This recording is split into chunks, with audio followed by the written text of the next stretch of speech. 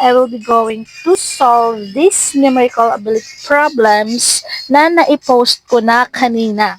Okay, so we have here our two problems. So the first is we have to solve for the value of x. 5x plus 5 is equal to 11 plus 2x. So maghahanap tayo ng number or isosolve natin ito na dapat equal itong dalawa. Okay, so let's start. So ito i-isolate natin yung mga same na may variable. So dito 5x, tapos ito ita-transfer natin or i-isolate natin dito. And then ito namang 2x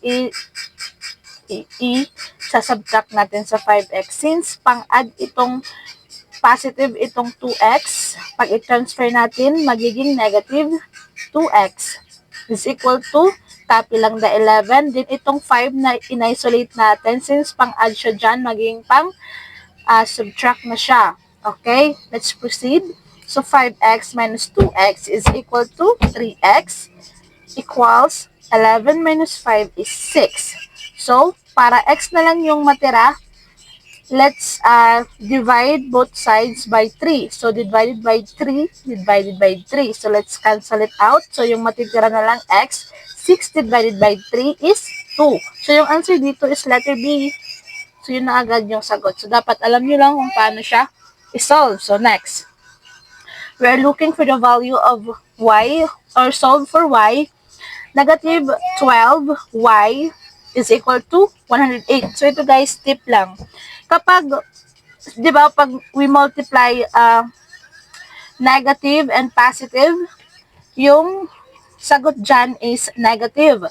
So, yung mga positive dito sa choices, i-cross out na natin yan, i-delete na natin yan. Since, kapag ito yung i-multiply natin sa 12, yung maging sagot is negative, yung sagot dito is positive. So, itong mga positive dito, so i-cross out na natin yung B and C. Okay?